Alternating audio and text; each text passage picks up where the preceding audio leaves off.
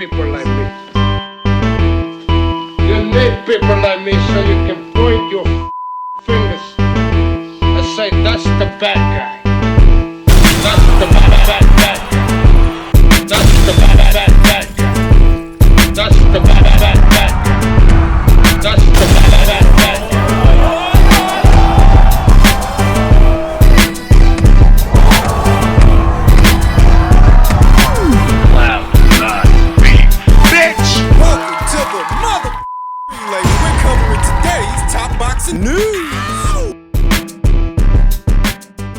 Okay, we'll start with this. Ahead of her homecoming fight against fellow Aussie Mariah Turner, Skye Nicholson declares herself stratospheric, well on her way to becoming a two-time two-weight world champion with little pushback. Because in all likelihood, Ellie Scottney, this division's undisputed champion, isn't going to give her the time of day. The elite of women's boxing once again turns its gaze upwards to Australia's Skye Nicholson. She finds herself in peak condition to defend her WBC interim world super bantamweight crown via a grueling workload. Nicholson will face the dangerous Aussie Mariah Turner in a duel that promises to be a high-level clash of strategies. Since her debut in the paid ranks, Nicholson has proven to be one of the most disciplined and brilliant athletes on the circuit. After achieving absolute glory in the featherweight division and now establishing herself as the interim ruler of the super bantamweight division, following a recent impeccable win over veteran Yuli Hangluna, a former WBC champion, the Aussie enters this bout at the pinnacle of her performance. Nicholson's training camp has been designed to enhance her refined technical style and her masterful control of distance. Reports from her team confirm the champion has reached a foot speed and visual acuity that position her as one of the most difficult fighters to solve in the game today. I feel stronger and smarter than ever. Fighting in front of my people gives me an extra boost, but my focus remains on the perfect execution of my boxing, said the champion, who is admired for her ability to neutralize opponent aggression through intelligent ring generalship. She's an outboxer. She's a pure boxer. That much we know by now about Skye. The challenge is significant as Mariah Turner arrives with an aggressive profile and punching power that will test the Monarch's defensive capabilities. However, the confidence Nicholson projects suggests she is ready to transform that pressure into opportunities for surgical counterpunching. And why wouldn't she be confident? Mariah Turner is a good little fighter that has for the most part been competing at domestic level. She hasn't been fighting on the level of a Skye Nicholson, fighting somebody like a Skye Nicholson. So, in all likelihood, it's a fight that Skye wins. Successfully defending the green and gold belt on Australian soil is not only a matter of national pride for Skye, but the definitive step that could open the doors to a unification for the undisputed championship. So let's not waste our time on the obvious, because all signs point to Ellie Scottney moving up to featherweight and dropping all the belts that she holds. Unfortunately for Skye, she's not going to get to fight for all the belts in one fell swoop, but she can fight for the WBC if they don't just elevate her to full champion, because they could do that too. In the absence of Ellie Scottney, it's conceivable that Skye Nicholson could have the run of the place at 122. She would easily become the most recognizable fighter at the weight with the strongest promotion. Really? Stronger than Mayeli Flores and Diana Verduzco, both of which just got picked up by MVP? Yeah, because MVP's promoting so many women fighters right now, it's easy for one or some of them to fall through the cracks. Let's not pretend that MVP is as invested in Mayeli or Iana, who they just now picked up, as Matchroom is invested in Skye Nicholson. At MVP, Mayeli and Iana are one of many women boxers, whereas Skye is part of a select few at Matchroom. Matchroom still has a good number of women boxers under contract, but not as many as MVP, and that's why those women promoted at Matchroom actually stand out, because there ain't as many of them. Tack on the Matchroom Foxtel deal that they just inked to do a good number of shows on Australian soil. Skye Nicholson is already set to headline one of them. That could continue throughout the length of that deal, allowing her to fight on her native soil in front of her fellow Aussies, in effect growing her fan base, trying to. Now for the fighters that she needs to worry about. or perhaps steer clear of, Mayeli Flores, who I just mentioned, an aggressive, persistent, pressure fighter that is very, very difficult to discourage, presenting the polar opposite of Skye Nicholson's outboxing style. Mayeli's a come-forward fighter. She's gonna get in your face, and it then becomes a question of what are you gonna do about it? And it's not just Mayeli, it's also former champion Nazarena Romero of Argentina. Same deal. She's a pressure fighter. She's a strong puncher. Don't forget about Erica Cruz, because she's down there too. All three of those aforementioned boxers present the same base style, the same challenges to a Skye Nicholson that might cause her to unravel. Outboxers, pure boxers like Skye, usually crumble under the pressure of pressure fighters. But those fighters aside, it's conceivable that Skye could have the run of the place if she plays her cards right and collects most of the belts, maybe not all of them. Because you gotta figure that one of some of those belts are gonna get picked up by Mayeli or Erica Cruz or Nazarena Romero. Once the reset button at the weight has been hit, Skye Nicholson is well on her way to becoming a two-weight world champion, though once again, she may be deprived of a major fight with a big name. And that's just the way the cookie crumbles. She's gotta make it work.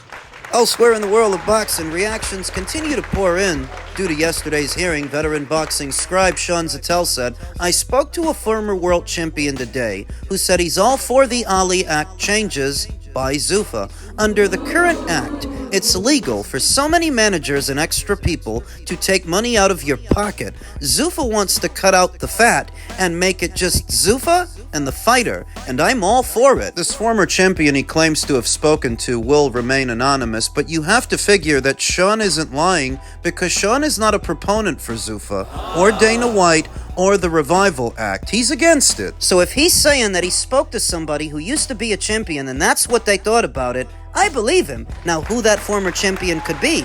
It could be Andre Ward, who's already aligned himself with Zuffa. It could be Antonio Tarver. It could be one of the fighters. Rayo used to be a champion. Rayo's over there now. Charles Martin used to be a champion. Chris Billum Smith used to be a champion. All of which have migrated over to Zuffa. So it could be somebody in the stable. Yeah, I don't think that Sean Zattel is lying. It could be coming from someone who has already aligned themselves with Zuffa, or just an interested observer on the outside looking in, knowing that the existing framework isn't perfect and maybe there's a need for an alternative. But that's what that former champion had to say about it. And based on the influx of fighters, in spite of the bad reputation that people are trying to give Zuffa, the ominous warnings about the UFC's business practices, Dana White, and what the future might hold, fighters are still going over there. And that's the part that the virtue signalers want to ignore. The fighters are the ones choosing to go over there. They have a choice. They could have kept doing things the traditional way, but they chose to go to Zuffa. Nico Ali Walsh, reacting to the hearing yesterday, said that the cons outweigh the pros when it comes to the Revival Act, when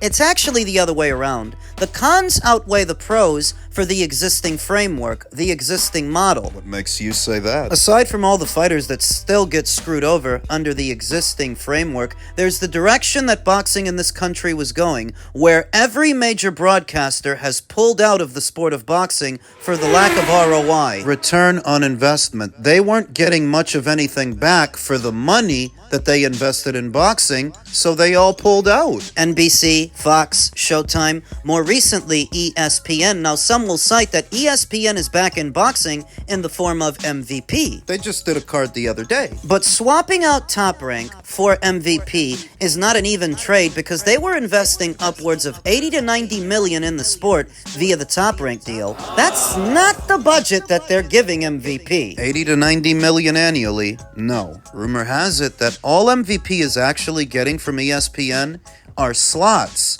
not an annual operational budget. So when you say that ESPN is back in the sport of boxing, only marginally, not making the same investment that they used to, which goes back to my point. The direction that things were going with the existing framework. Boxing became a hot potato to all the broadcasters. They all pulled out and took their budgets with them. That's not a good thing, because all that represents is money that is now not getting poured into the sport. So if Zuffa has managed to bring Paramount back, I'd call that a good thing. While most of the established promotional outfits are all held up at DAZN.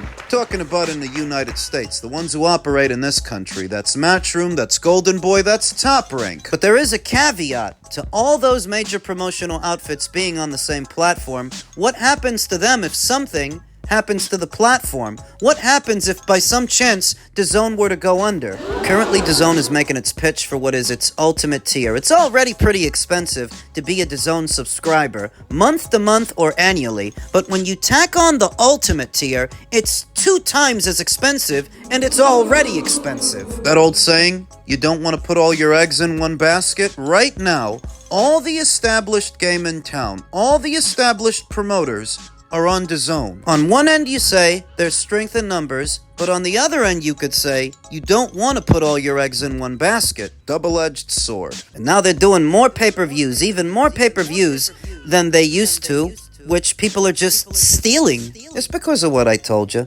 They're doing even more pay-per-views now to spruce up their ultimate tier, to sort of manufacture an incentive for you to buy into it. But all that's leading to is an uptick in piracy, in illegal streams, not an uptick in buys. The platform can't make money off of pay-per-views people steal, and if the platform can't make money off the fights they're doing, what do you think happens over time? What could happen? To the platform that now houses most of the major promotional outfits in this country. In some ways, in the entire industry. What do you think could happen? And this is the direction that the existing framework was taking the sport of boxing. So don't tell me it doesn't need reform, or that the fighters don't need an alternative. The average boxing fan is too much of a dumb dullard to wrap their mind around this mounting problem building in the background. While they're stealing all these fights and rallying against any changes to the Ali Act. That is the direction that the existing framework is taking the sport. Something needs to be done. I don't know that Zuffa or the Revival Act are the solution, are the answer, but at this point, it can't hurt to try. Try something different. Rumours Haney's talking to him, wouldn't be surprised if he goes. Have you spoke to him? No, because I can't do anything with Dev. Like, Why? because the money's not there, Con. Like, where unless you need these guys, unless you're willing to lose a load of money in the process, you just can't. It's the same with Richardson. It's the same with Devin. I love Devin. We've talked, and if a fight made sense or a number made sense, but he wants crazy money, and so therefore you need someone that's desperate to overpay the marketplace, a bit like I did with him years ago. Yeah, but that's, I mean, you've already invested that money. Is it not worth your while to go back? No, because we're in a position now of we're number one. So we don't need to overpay crazy numbers to bring talent. Our talent roster's brilliant. And I just, like, if I sign Devin, I just don't know what I would do with him. Like, what would I do? Devin against the winner of Jack Catcher against Shakram Girsov. Okay, Devin's not interested in that. Devin just wants huge money. You could make the Ryan Garcia fight for him, though. No, I think, look, Ryan's obviously, the Ryan Conor Ben fight was done ages ago. So that's there. Maybe Devin could fight the winner of that in time. But Devin's got to do what's right for Devin. You heard what he said. The Ryan Garcia versus Conor Ben fight was done ages ago. Neither one of those two fighters are now an option for Devin. And the Rolly Romero fight fell apart because the money Devin wants, it just isn't there. And he's not good for it. Something that I've been harping on here on the channel for ages now. What else is wrong with the existing framework? Every single fighter out there thinks they're a box office attraction, a box office draw. Without the numbers to back it, Without the A-side drawing power, but all the A-side demands, a deadly mix that ain't good for business. If Devin Haney really wanted Matchroom's backing, then he should have re-signed with them. Currently, they've no obligation to do anything with him. burning through cash trying to. You heard Eddie Hearn there confirm what I've been saying all along. They overpaid to acquire Devin Haney, and in doing so realized they're not going to get a return on their investment, and they don't need him now. So he's out in the cold. out in the wilderness. Twitter user who goes by the name Stay Woke reacted to these comments by saying, "You notice that they never have issues paying white boxers. Racism. That's why boxing is trash." No, that's why people like you never get ahead in life with your victim mentality. You'd never hear Eddie Hearn say the things about Anthony Joshua that he's now saying about Devin. And aren't Anthony and Devin the same race? Last I checked. So maybe what matters in this conversation is going right over your head. Marquee value. Devin doesn't have it. How many of Devin's pay-per-views do you think Stay Woke has purchased? Do you think he bought the Regis Prograis fight? The Lomachenko fight? The Ryan Garcia fight? You think he paid cash money to see those? Because I don't. Do you think he purchased a ticket to be there in person, live? Devin's demands are not parallel to his marquee value, and now that he's courted free agency, he's fast finding out he's more trouble than he's worth. It sounds a lot like Eddie's hinting at Devin migrating over to Zuffa, who are in desperate need of familiar faces and fighters to increase their brand power. But what about the Ali Act? And what about being taken advantage of? Devin's the one been taken advantage. How else does a fighter get paid more than he's actually worth? More than his fights actually generated? Do you not understand how this business works? Or do you not care? Devin doesn't. Devin Haney and a lot of other fighters are less concerned with the health of the industry than the size of their checks, irrespective of how they get them. They're always asking for money that they're not good for because it's always supposed to work out to where they get more money. And when too many people within the industry are all trying to make off like bandits without putting anything back, too many of the would-be consumers are making off like bandits because the sports become too expensive as a result. This is how bodegas shut down certain neighborhoods, how Targets end up closing shop and leaving a block. Apple stores, and other major retailers. This is how they end up leaving. This is why. There's too many people trying to make off like bandits. If a business can't turn over a profit and all having a business is doing is costing them money, they shut it down. They cut their losses and move on. That's what's been happening to a lot of brick and mortar stores due to shoplifting, and you think that boxing is somehow different? It's not. The silver lining for Eddie Hearn and Matchroom is that they're not obligated to do business with Devin. He is not their problem. He is not their fighter. The cold hard truth is, you actually make more money doing a Lee Wood fight in Nottingham or a Josh Warrington fight in Leeds than you do doing anything for Devin Haney in America. Try to get him a stay busy fight. For the kind of money he's gonna want, all you're gonna end up doing is losing money, is bleeding red ink. He's already been in bed with Matchroom, so they know this intimately, and he's already been in bed with Top Rank to where none of the promoters on DAZN right now are willing to overpay him, save maybe Turkey LL Sheik. Well, yeah, but he's also in bed with Zuffa. So? Maybe the best thing for Devin to do is go to Zuffa. You ain't done no business with them yet. Why didn't Turkey LL Sheik decide to step in and pick up the Haney versus Romero fight? Because he could have. Let him do it. Since money's no object to the Saudis' PIF fund, let him take a loss on that shit show. That's not a hot ticket. You think that because a bunch of kids online sit around all day talking about Devin and watching Rolly Romero's stupid interviews, they're actually going to kick out cash to see them fight? No, they're going to steal it because they know what sites to go to. Online fame does not always equal real-world dollars. They may know those fighters and talk about them a great deal online, but when it's time to pull out their wallets, nothing in there but excuses. So maybe the best thing for Devin to do now is to go to Zuffa. Maybe they'll overpay you, because Matchroom is done doing that, and so is Top Rank. I'm not pressed about any of Devin's fights, to be honest with you.